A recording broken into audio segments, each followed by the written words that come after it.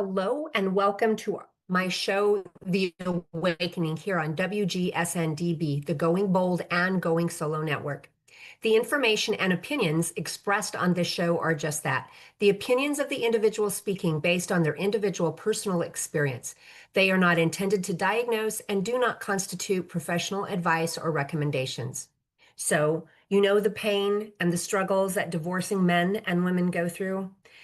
Well, I help calm that, and all while working with their attorney. By doing all of this, we are able to save them thousands to hundreds of thousands of dollars in their divorce. Hello, my name is Tina Huggins. I'm your divorce coach specialist, divorce planning specialist, restorative family mediator, and conflictual co-parenting coach. And today, I'm graced with the beautiful Destiny Runyon with me today. And so Destiny is a certified emotional health coach and is the proud owner of Sound Mind Coaching. Sound Mind Coaching is a coaching practice designed to support individuals on their journey to emotional health and well-being. With a deep commitment to creating a safe space for healing, Destiny looks forward to walking alongside clients as they uncover false beliefs, repair past hurts, and step confidently into their true identities. So welcome, Destiny. Thank you for joining me. Thank you so much for having me.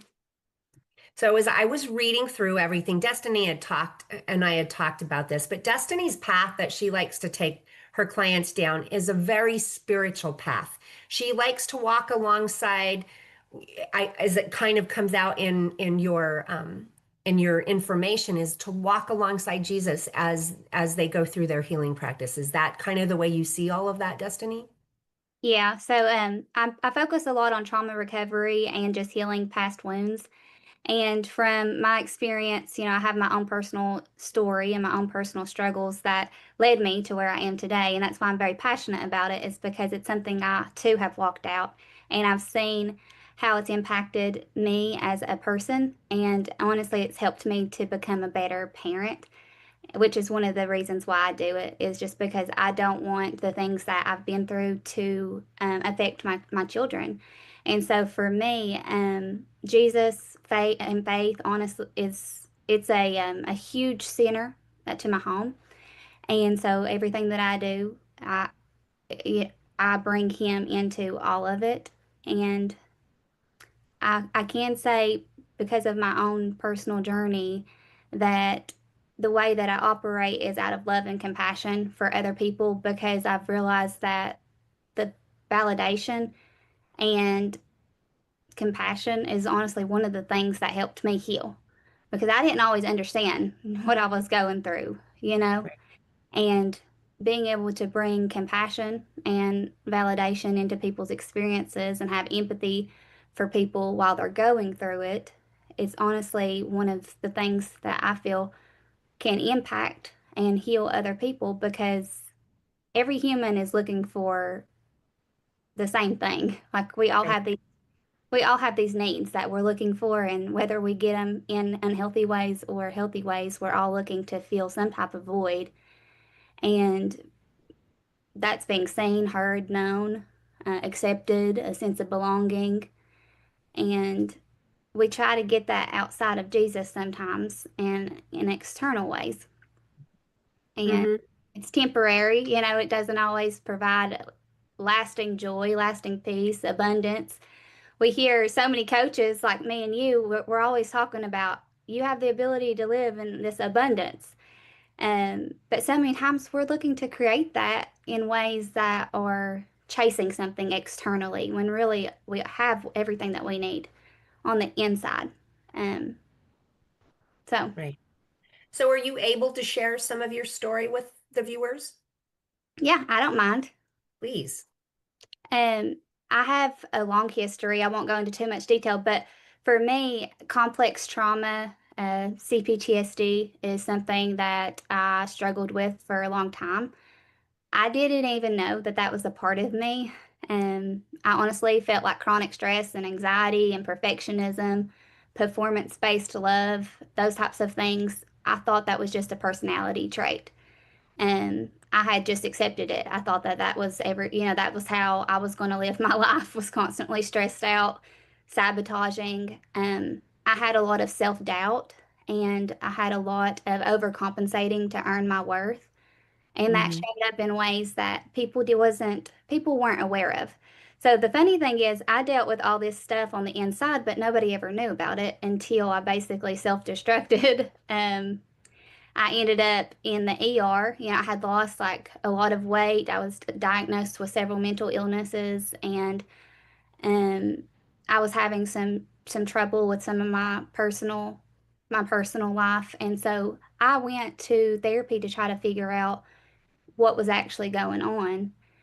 And that's what sent me into a journey of my own, which brought so much self-awareness and grace and compassion into what I was experiencing, which led to the healing. Because for me, I was just beating myself up every time that I would show up a certain way that wasn't what I would consider perfect. I was just struggling with perfectionism and people pleasing, and I didn't have good boundaries. I was unable to say no to people constantly doing things that I didn't want to do, but I would do them anyway. And it was like I was living out of other people's value system instead of staying in alignment with who I was and what I wanted and what I needed.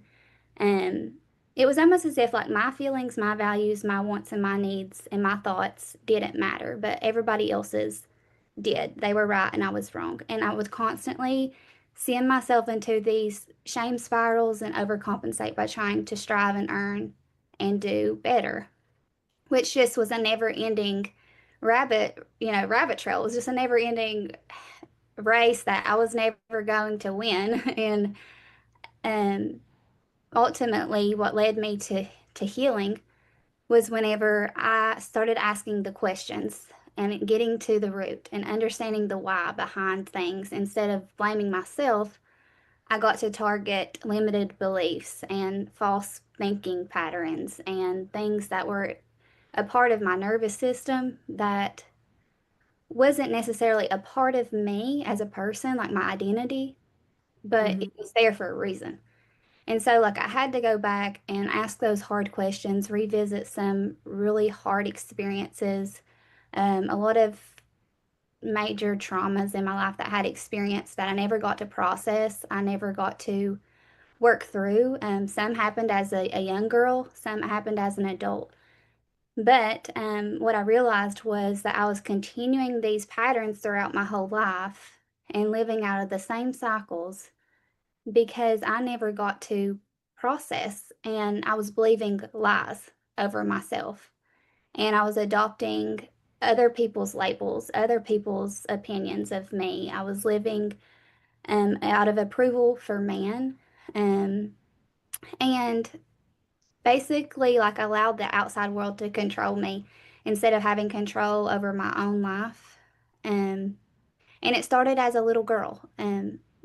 I won't go into too much detail just for the sake of protecting like certain individuals, and I don't plan on playing like the blame game or pointing fingers or anything, but I was sexually abused as a child, and I lost my dad at a really young age, and went through. I was a um a child of divorce, multiple divorces, and so at a young age, I just learned uh basically I had a belief system that was wrapped around all these dysfunctional patterns and lack of safety and security.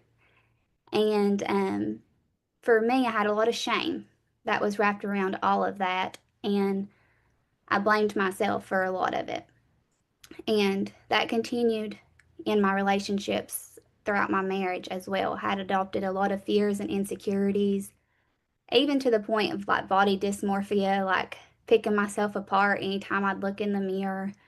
And so, yeah, I put a lot of expectations and pressure on myself to be something according to other people's perceptions of what they thought I should be.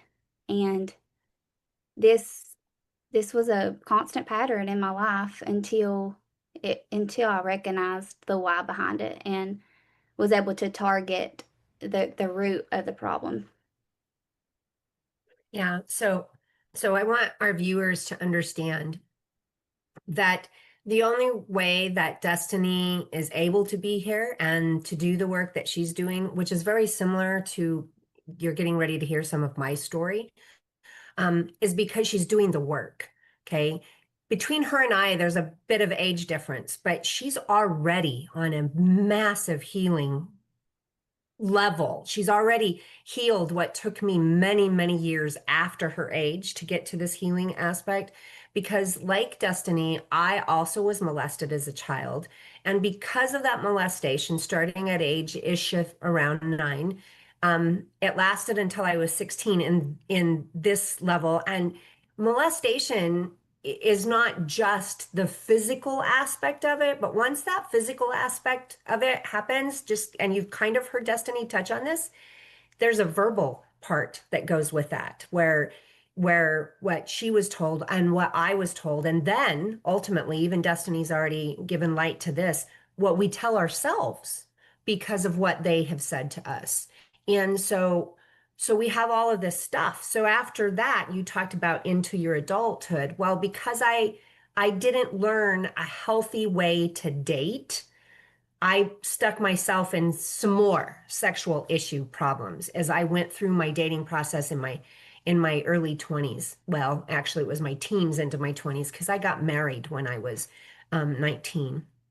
And then even later, I would stick myself in situations, private, lock the door kind of stuff. Is like, oh my God, how did I get here? Why am I here talking with this person kind of deal?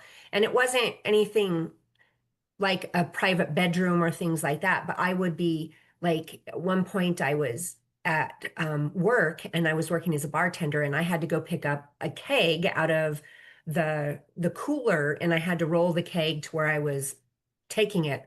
So I picked that up. And then when I went in there, there was this guy that had been sexually harassing me. And it's like he was waiting on me. And as I walked through the door, he just kind of circled around me like that, kissed me real hard, and then sent me into the cooler. And I stood there for, I don't know, maybe 60 seconds or so going, what the hell just happened? You know? And that was over and over for quite a while until I started my healing process. And so I want you guys as the viewers to realize it's about one, seeing that there is an issue and deciding that you are going to change things because you said, Destiny, that you were diagnosed with multiple mental health issues. And do you feel that those mental health issues are now pretty much a thing of your past because you've been working on all of this? Yes, definitely. And even anxiety. Like I never thought I'd sit here today and tell someone that I don't struggle with anxiety. It was something that I had for the longest time. I was diagnosed with, anxiety, depression, ADHD, and PTSD as well. And I never medicated myself. A lot of people asked me why, and for a second, I wanted to attach spiritual pride to that because I tend to want to heal everything the natural way and bring Jesus alongside of my healing, just allow him to comfort me and guide me and direct me in his love. That was a big thing for me is because of my environment and the places that I surrounded myself in, or the places I put myself in, the people I surrounded myself with. Because of that, I never really got to know what the love of Jesus really was. I knew a lot of dysfunction. I knew a lot of chaos and confusion and manipulation and control and a lot of things that I thought were normal wasn't really normal. And if you've lived in an environment like that, then you don't know what is healthy. Your body keeps the score though, and it's kind of like it becomes a part of you. So for me, like I self-sabotaged a lot because I wasn't able to feel safe in my own body. And I still felt like I was in a place, even when I wasn't, I still felt like I was there. And there were a lot of times I'd be triggered and be reminded of a certain thing and feel that very same thing even though I wasn't actually there. And for a while, it took me a while to understand these triggers and how to regulate and how to remind myself that this isn't happening right now, and how to, go back and heal those places so that it didn't control my whole life for the rest of my life. And learning those healthy boundaries and bringing Jesus alongside of it, because he had boundaries too, which is something I had to learn. Because as a Christian, I operated out of legalism and religion for a while. I had a lot of church hurt too. Mm. Um, because, we're taught to live this selfless life and be forgiving, and we're taught a lot of things, but we don't always bring boundaries into it. We don't always bring self-love into it. We're taught to love others and, to be giving and selfless, but not to the extent to where you lose yourself. And that's what happened to me. And so when I really got to walk alongside Jesus and get to know who he really was, um, that brought so much healing into my life, because his love is patient, he's kind, he's steadfast. He has so much grace and compassion for us, not shame and condemnation. And so many times as people, we get that wrong. Because we're human, we are always going to struggle with humanity. Our flesh is always going to be there, unfortunately. It's just the way that it is. So we're imperfect representations of who Jesus is. And so we're surrounded by that all the time. And so for me, I allowed my inner voice to be people. And so I allowed people to speak into me. And I had so much fear of man. And all of my insecurities and self-doubt was wrapped around what people said and not what God said. And so the more that I got to go on this journey to learn, grace instead of shame, and I got to learn hope instead of doubt, and I got to have this renewed spirit instead of a crushed spirit, and a sound mind instead of one that was a battlefield, and a body that was whole instead of one that was a war zone constantly. Um, I honestly give all the glory to to Jesus, because it was because of that relationship that I had with him and not people. There were so many times in my life throughout this journey it was lonely. I used to surround myself with people all the time. I was a people person, a people pleaser, the yes girl, the doer. I would spread myself thin. And honestly, God took me on a road that was lonely. And that's when the healing started to happen. I didn't like it at first. I blamed myself a lot. I had a lot of negative self-talk. I spiraled even more out of control there for a while, because I was so used to my worth and my identity being attached to the things that I did Mhm. for others, for work related stuff, accomplishments, climbing ladders. And for the first time in my life, my identity wasn't attached to what I did, but it was attached to who I was. And I remember one of the biggest turning points in my life. I was in my closet, and it was after my divorce. And I was crying out to God, and I was like, I don't have anything. And like, I feel like I'm nobody. And it was a little dramatic. But I remember him whispering in my ear that, you're worthy because of who you are. You're a child of God. And that's not ever going to change.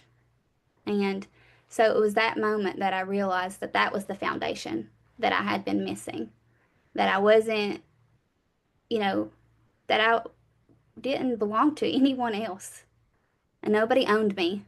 And even though, like, my body, my mind, everything showed up, like, all the things that happened to me, it was that point to where it was like, okay, I can choose to stay stuck and live in this mind and body and spirit that is of the past, or I can put on my new name that he gave me, and that the new way of living.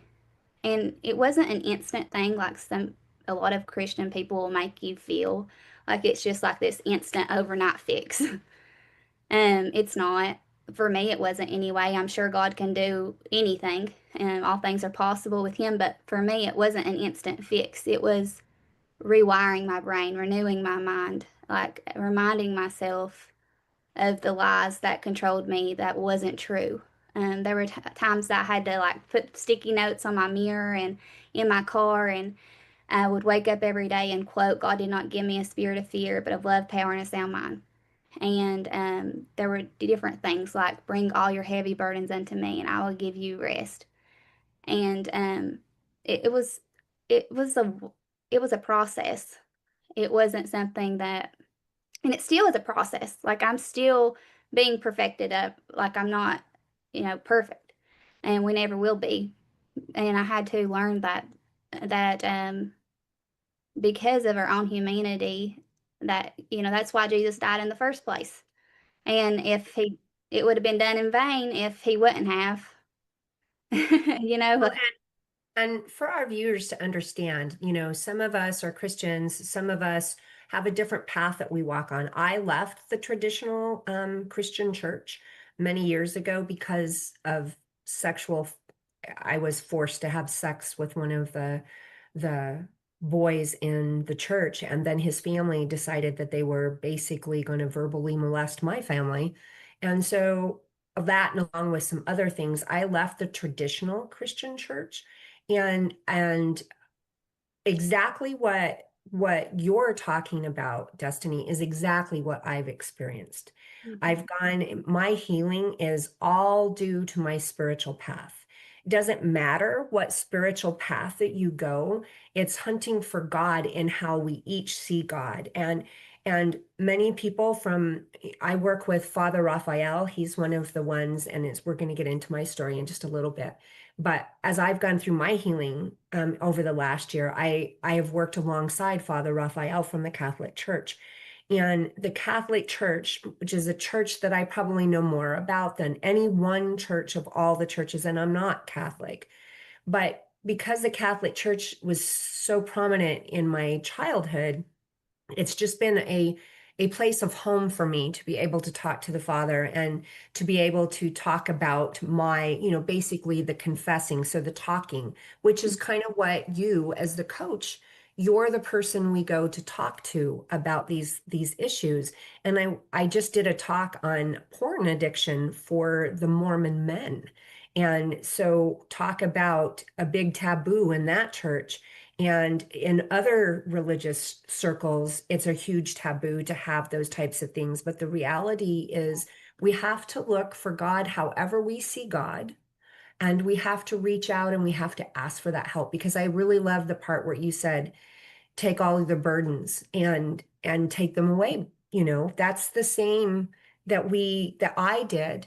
It's the same that any of us can do.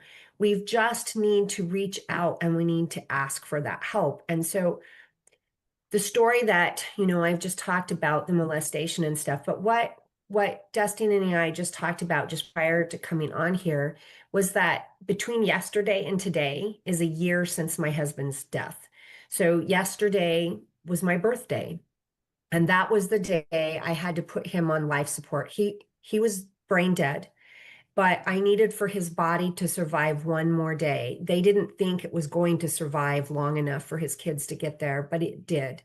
But all that was the show, because his soul had left between the 29th and the 30th, right there. And when his body crashed, I had to call a crash cart in. I wanted them to save him. And then I did really well with all of that. I have medical background. They, of course, removed me, because anybody that's ever seen or been around it, it's not a pleasant sight to have your loved one go through that. So after they were able to put him on life support, I said, we're putting a DNR in place. I can't do this. I can't do this again. He was already gone. There'd be no way that we could have saved him at all. So we put him on the life support, and it wasn't the life support that was keeping him alive, Destiny. It was the drugs they had him on that was helping his body be moved by the breathing apparatus when they have that on him. And of course, they weren't feeding him because there was no use to feed his body. So all they did is just put drugs through the blood system to try and keep his heart beating long enough and to get his lungs to move through there, to keep his heart just alive long enough for his kids to get there a year ago today. And somewhere around, I don't know, 3 or 4 o'clock, I don't even remember, was when everyone said pull the plug, and we all stood around him. So Destiny is going to kind of talk me through some of the work that she does. And that way you guys get to see a little bit. You've got to hear some of her story, and you're going to get to see a little bit about the work that she actually does. Yeah. So first of all, I want to point out the fact that you were talking about how you just have to, how you were talking about talking it out. Mhm. And because that's like one of the biggest steps to healing that a lot of people don't understand. And because these lies that are in our mind that we're believing, they become a part of us because we don't talk about it. And we don't create a safe place for people to simply exist with imperfections and flaws, and giving people permission to be human. It's so needed. Um, we preach kindness, we preach all these things, but we live in such a busy world that nobody takes the time to create the space.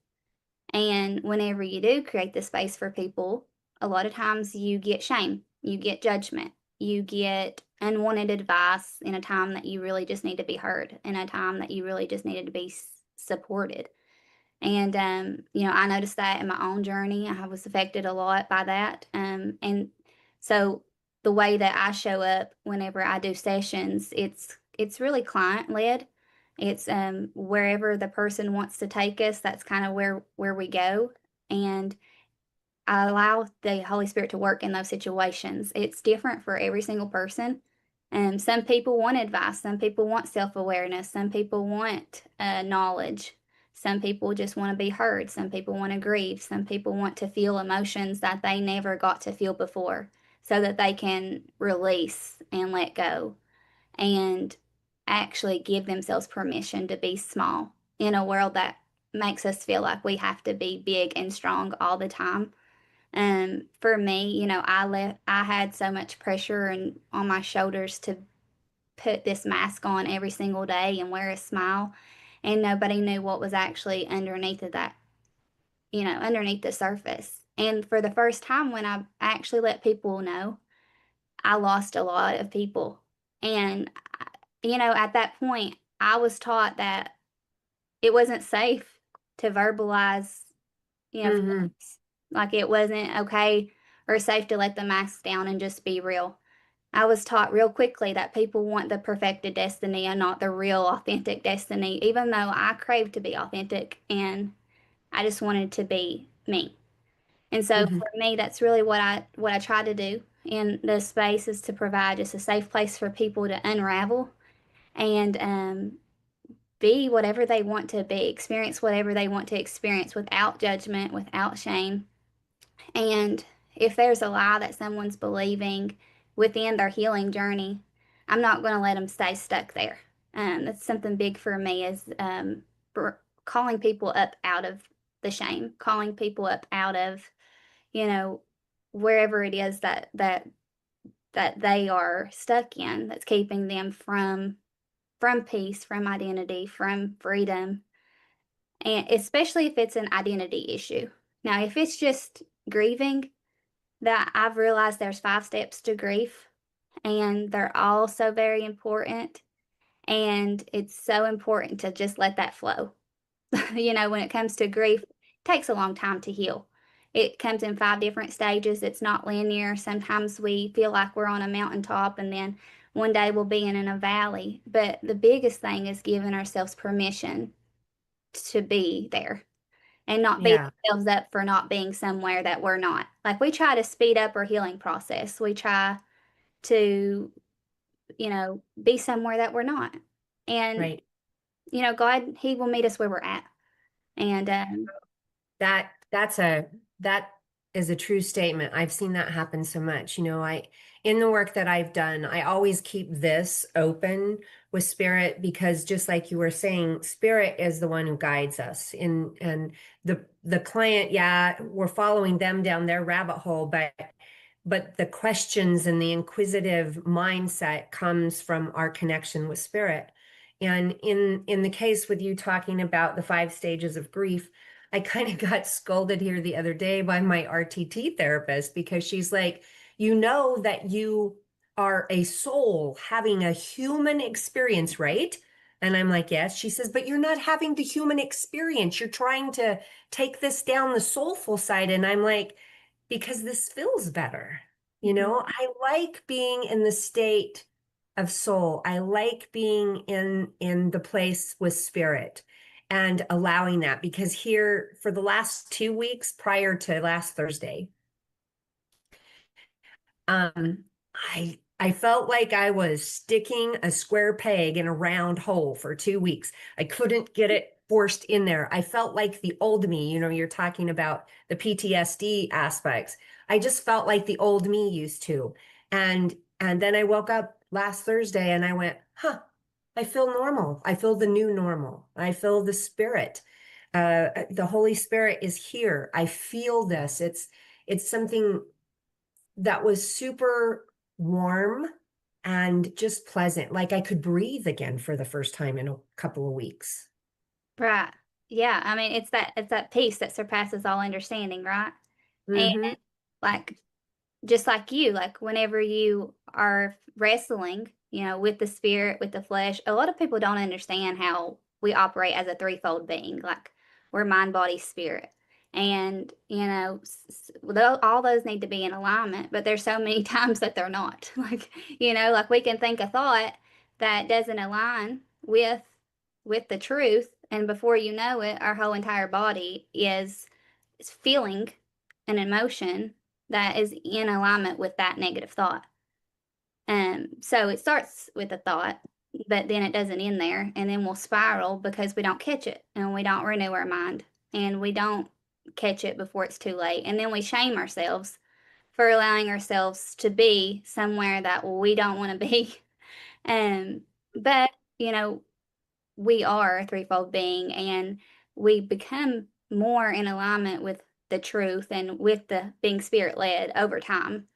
Um, and so for me, I had to learn how to bring grace and compassion into those moments, to give myself permission to feel, and then ask the questions, what is it that I'm feeling right now? What is it that I'm thinking right now? Why am I thinking this? Is this happening right now, or is this something that happened, you know, years ago? And what do I have control over? A lot of times when we are in those moments, we try to control something we don't have control over. And that's whenever we spiral, is because we're trying to control something that, we can't control. And Right. but I did have to learn that we have control over our thoughts, our feelings, and our emotions, and we do have the ability to control those things. But so many times they feel out of control. But we are capable, like we're capable of controlling them. But it's definitely hard, especially when it feels so real to you in the moment.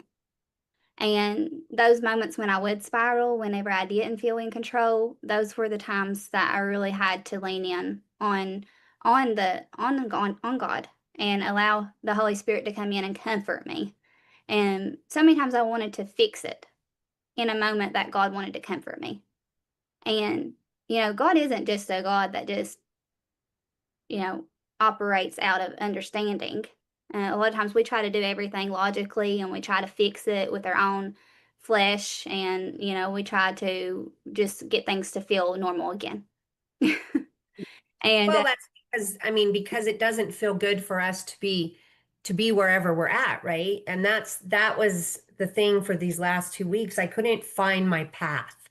Mhm. I felt off, and so I would try to control this. And so I did give myself grace for extra sleep, because that seemed to be what made me feel the best, is if I would have an extra hour of sleep in the morning. So I would leave my workout out, or in a couple of cases, I had to leave prayer out and bring it in towards the end of the day as opposed to my beginning of the day, because I just couldn't fit everything into my morning.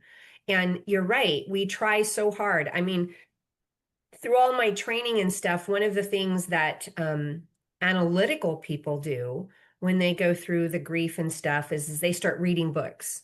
They read the books. How can I fix me? How can I fix me? How can I fix me? Or they go to therapist, fix me, fix me. Or they take in my case, I was drinking too much alcohol. Fix me, fix me. You Yep. know, we hunt for a drug, we hunt for whatever's going to fix me because we're we feel out of control. We feel off center. That's the best way for me to put it for myself. I felt off center. So Yeah. in the course, when you start with everybody, Destiny, do you have a series of questions that you start? How do you start with your clients? Well, for me, honestly, I let the client, like I let whoever I'm talking to, I let them just do whatever they want to do. I know it sounds cliche. So far it's worked for me though. I don't try to put it in a box. I don't limit it. Um, I allow them to go wherever they want to go. And sometimes they go 5,000 different places in 1 hour. Sometimes we stay on one major topic for a long time. And, every week, they'll bring the same story back over and over and over again. And sometimes they don't get breakthrough, but then sometimes they do. It just depends on when they're ready to let go. What I've noticed is we hold ourselves in a prison. We have the ability to create love and peace and live in an abundance of joy. Like we have that ability, but we're the ones that hold ourselves in a prison. And it's because we're not ready to let go. And there's so many things that we hold on to, so many things that, we cling to. And God can only work with us at the ability, at the extent that we're willing to work with Him. That's something I've noticed. A lot of times in my own journey, I heard this story, and I'll say it real quick, but there's a story of like somebody drowning in the water, and you've probably heard this before, and they're hollering out for God to save them. They're like, "Save me, God! I'm drowning." And then there's a boat that comes and asks if they want to be saved, and they're like, "No, it's fine. Like I'm praying to God. God's going to save me. He's got me." And then the boat goes by, and then another boat comes asking if the person needs to be saved, and they're like, "No, God's got me." And the whole time he's like, "Why didn't you save me, God?" And he's like, "Well, I tried. I sent several boats, and you didn't take the boat." And so for me, I feel like sometimes God's wanting to rescue us out of certain situations that we keep ourselves in, or God's wanting to heal us, but we're not in letting Him because we don't believe we're worthy of it, or we're holding on to unforgiveness or bitterness, or things that are hindering us from our peace and from our freedom.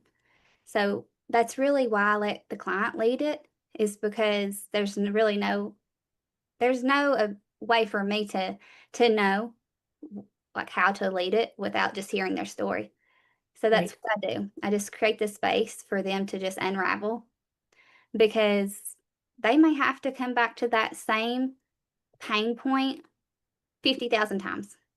And that some friends and family members don't allow that person to repeat that same thing over and over again without telling them to get over it. They're like, Right. be Right. over this by now. And that just creates more shame. That Hmm. creates, it's not helpful. Hmm. Um, so So, so Destiny, do you work just one-on-one? Is that the only way that you work with your clients right now? as of now, I do one-on-one, but Good. I'm also in the process of creating a weekend retreat. And I would like to make this a thing, like a quarterly thing or a annually thing. I haven't quite made up my mind yet, but I definitely want it to become something that I offer for not just healing, but also for burnout.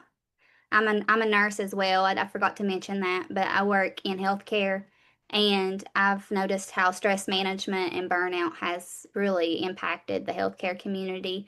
So a lot of the things that I do with my trauma recovery clients can really help those that are dealing with stress and burnout.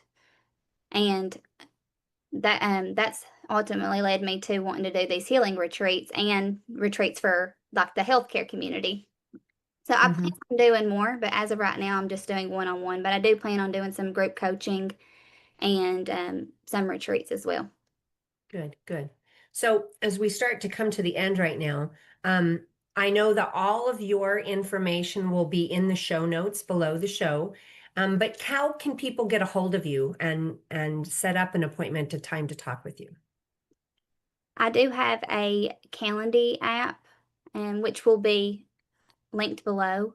And I also do have a email account. It's just coachdestinyrunyon@gmail.com.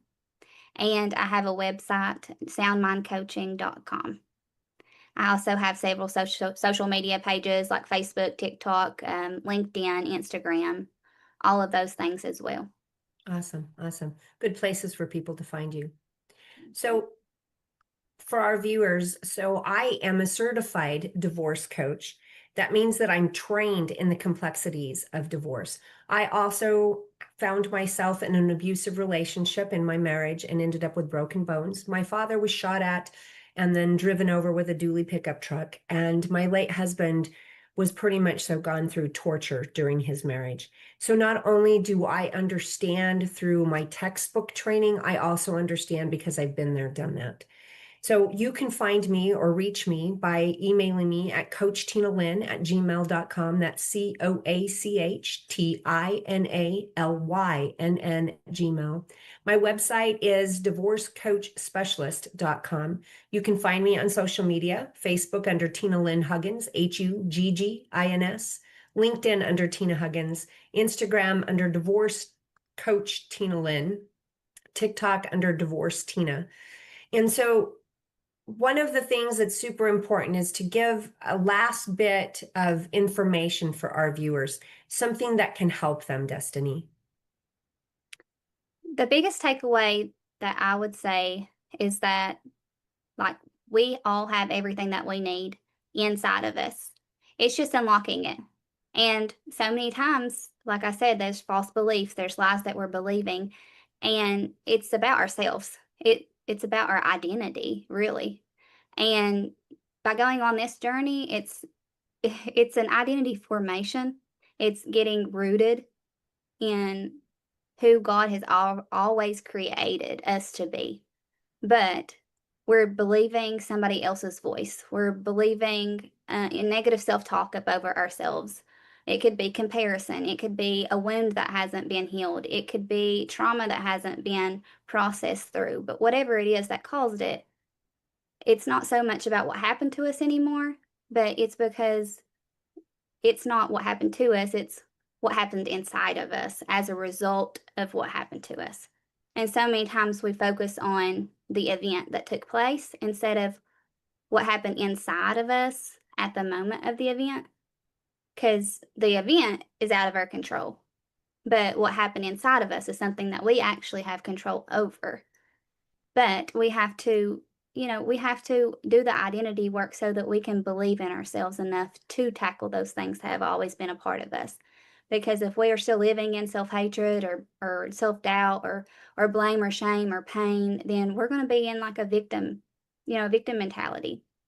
And we're not going to feel like we are strong enough, or we're going to be trapped in fear and insecurity. We're not going to feel bold and courageous, and we're not going to feel like we have the ability or that we're capable of. Well, something for me is,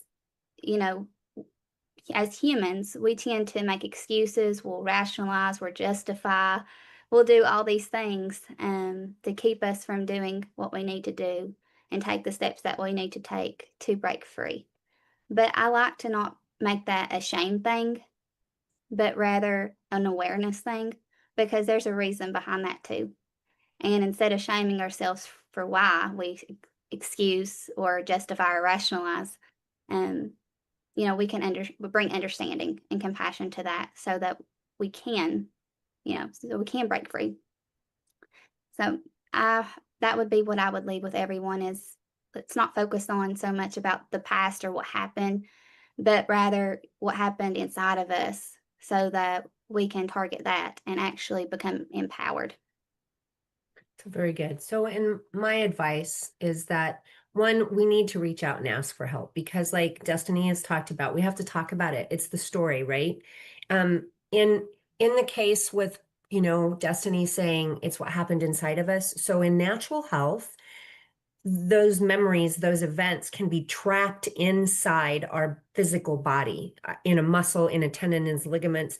For instance, if you were in a car accident and you were holding on to the steering wheel real tight, you'll probably hold some of that in your shoulders because your muscles were so tight during the process.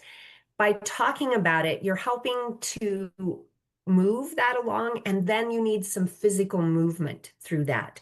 So in the case with walking or, getting massage done and going through the process of talking about it on a regular basis, get it so that it's no longer locked inside of your body. So reaching out and asking for help, that's the advice that I recommend here. If it's not Destiny, reach out to somebody that can help you as you walk through this path, especially to get away from the pain that is being held inside the body. We've got to get away from that and loosen it up so that it can be released. So myself and others who've gone through divorce and difficult situations, we reach a level that we think the only way out is through suicide. Please stop. Okay, reach out to the suicide prevention hotline at 988. And if you're in the Netherlands, that number is 113. Reach out, ask for help right then. Get that help so that you are not alone at that moment. You can also, if you're in a situation where you need the police there because of a domestic violence situation, call 911 here.